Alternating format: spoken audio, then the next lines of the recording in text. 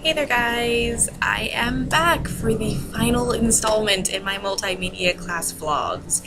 Yay, sad face.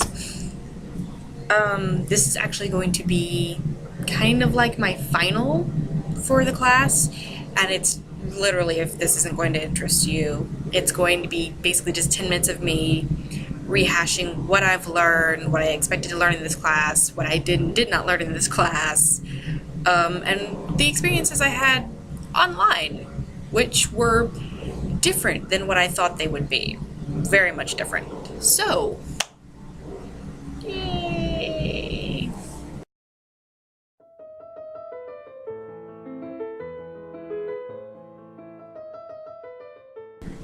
Starting off, I actually had this idea that this class was going to teach me some coding. I don't know why I thought that. There was a lot of reference to making websites and making this and doing that, so I thought there would be some HTML code I would have to relearn and redo. And while I had some experience with that, it wasn't until I stared at a line of HTML code for the first time in about a year that I realized I have no clue what I'm doing. The things that I learned in coding at Black Girl Code and the summer camp that I went to were probably like pre-made programs that involved coding but didn't exactly have it at its bare bones. What I saw was bare bones, and it frightened me. But thankfully, this multimedia class did not require the craziness that is all of that nonsense. Yeah.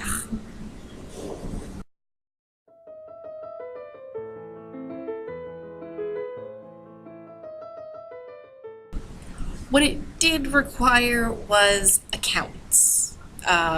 I actually found out that I had a Twitter account that I didn't know I had. Apparently, I made it back in high school for a game that we were playing that required me having a Twitter page. And I just abandoned it afterwards and forgot I had it. And this class made me realize, oh wait, I do have a Twitter page. I'm not working from nothing. But it was actually kind of odd to see that I hadn't deleted the page, I hadn't done anything to it, I just signed out and completely forgotten it existed. So the page went on without me. I was actually having things pop up that I had been interested in high school that I had kind of fallen out of interest in, like ridiculousness and things of that nature. So it was kind of interesting to go back and see this kind of relic of my past and use it like, oh, well, I had forgotten you were there. I've made much better decisions with my life since then.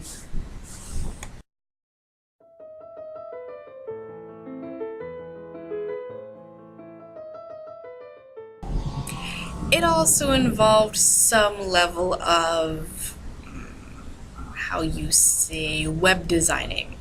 And we learned a bit about, the flow of a web design and the coloring and how it should be used. And the example that we were given for what not to do was a lemonade website. Well, not lemonade per se, it was a fruit juice website, which I'm not going to put in the description because I don't want to spread that. It was a garish, just all the rainbows, all the colors, all the bright lights and neon, and it was just so distracting, and it gave me the worst headache. And I'm a college student. Textbooks should be giving me headaches, not little kids' websites. And you could blatantly tell that it was aimed towards little kids, because like I said, it was rainbows everywhere. But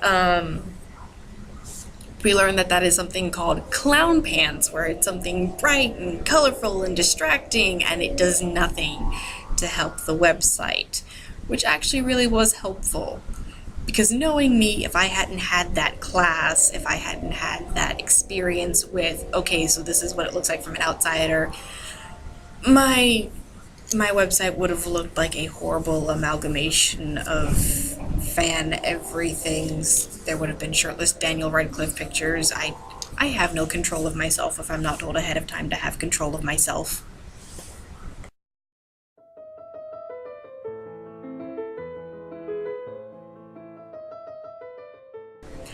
The next thing we wound up using and talking about was a website called Storify, which, if you are required to do any kind of news-related stories for your classes, I heavily suggest it. It is a wonderful website that makes it very easy to make a concise list of how something went down over a period of time. Now, it's a little hard to do it from the very beginning to the end if you don't start off at a certain point and give yourself time to collect things. If you don't start off a couple of days after it happens and then just collect the tweets and such as they come, it's a little frustrating because there's no filter, like I talked about in my last couple of videos. But other than that, it was an easy experience. I'm still a little worried that I didn't put enough commentary in mine.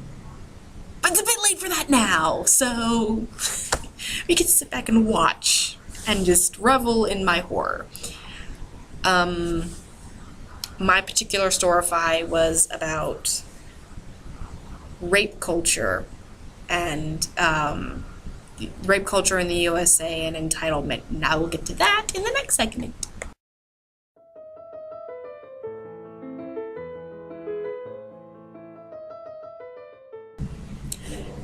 Another website that we were suggested to use was a wiki website, which I can't actually find it again. I don't know if I grabbed the wrong website. It wasn't Wikihow, it wasn't actual Wikipedia, it was a build your own wiki, kind of. And I thought it would be really nice. I thought it would be kind of what the original Wikipedia editing system is, which is, oh, this is the title, this is this, this is this, this is how you do this. It wasn't. It was an abomination, and I got the initial thing up. Initially, it was very easy to use. It was very simple. And then I started actually trying to work and put texts and graphics in there. And my whole body just crumbled in on itself because, oh my god, what the hell is this? It's just lines and lines and lines and lines and lines of code. Just code everywhere. And I didn't understand a word of it. And I just abandoned it automatically. Normal Wikipedia, very simple to use, very easy to use. The specific Wikipedia sites for specific things, you know, it's not as reliable as I would like. Like, there's good information on there, but I have to go look at the sources instead of looking at the actual Wikipedia page because of all the problems with that. So, but this website was just, I'll see if I can get my hands on it and put the link in the description below, and you guys can tell me, do you find it easy? Am I just being crazy, or is it the devil? Because I kind of think it's the devil.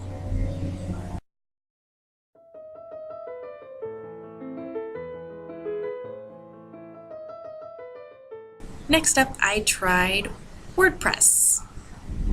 Horrible, awful WordPress. I hate you, WordPress. I hate you so much. I hope you die in a fire. The reason I have such a problem with WordPress is that most of the time with things of this nature, I tend to get better as it as I go on. I tend to kind of get more used to how things go. I get more adjusted. I tend to pick up on things that involve electronics relatively quickly, which is why I so much enjoyed this class. With WordPress, it was this weird parallel universe Twilight Zone thing where I had no clue what I was doing the more I went on.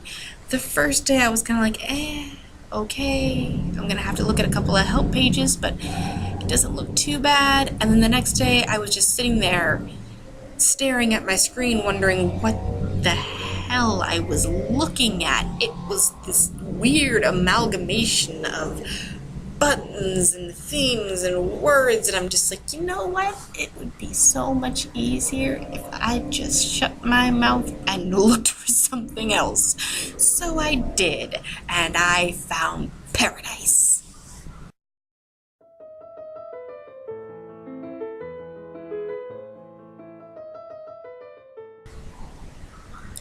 And Paradise's name is Weebly. Sweet, sweet, glorious Weebly, who is kind and generous to all who see it. Sweet, sweet, glorious Weebly. I cannot say enough how amazing Weebly is and how much I have loved using it. It's so simple. It's got a drag and drop system. It's got a line system, space system. It's got filters for your pictures. It's got borders for your pictures. It took me a little while to get certain things down. Like, it wasn't until I'd had my website up already and had already published it that a friend of mine had said, hey, listen, your headers are too big. You can make them smaller by doing this. Which I wouldn't have known, but I would have figured out eventually, because the way that Weebly is set up, it's just so easy. It's so easy. It's so easy, guys. And you don't have to worry about getting a random URL. You choose your URL. So there's that to it. And even the free version, which is what I did, it's very easy to use, very simple. It makes me happy.